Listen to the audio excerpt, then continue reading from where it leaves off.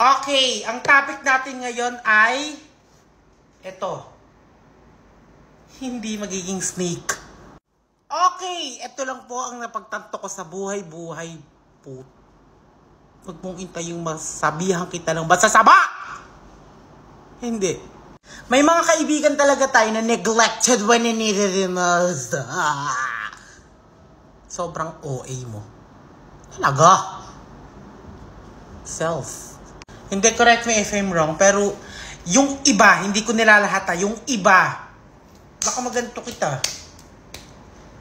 Go. Alam mo ba yun? Mock you.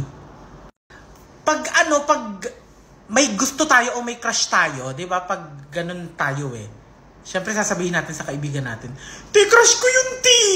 Alam niya, ang pogi naman niya! Crush ko siya!" Yung kaibigan natin, crush din yun. Ika-crush na lang din. Kasi crush natin.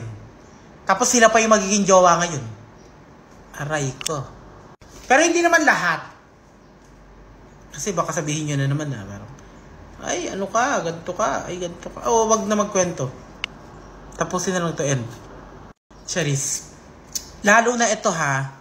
Ayun, crush pa lang yun. Ano ba yung mga langaw? Ba't nilalangaw ako, buhay pa ako?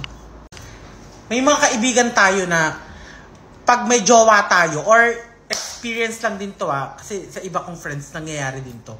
Pag may jowa yung friend natin na gay, hindi naman lahat. Like, meron tayong mga kaibigan na, ay, ikaw nga Genova Ako pa kaya na may maitsura sa'yo. Wow. Ay, lalandiin ko to kasi nakuha mo siya bakla. So, makukuha ko din siya kasi pumapatol siya sa Kekereta Valley de Camperos.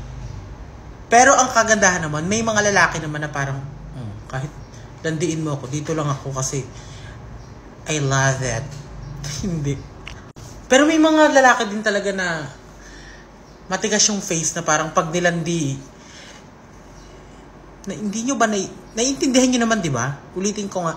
Hindi mo ulitin kasi ang haba.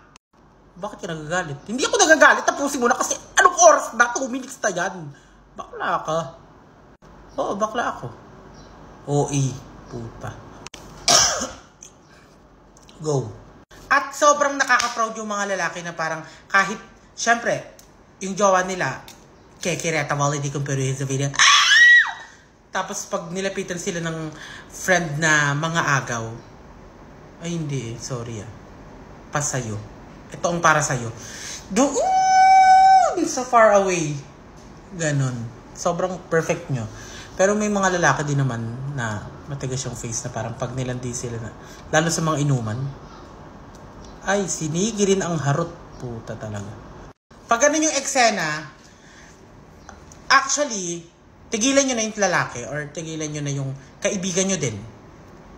Kasi ano na rin, ugali na nila yan na parang, ay, ba't ko ba kinukwento ko? Puta.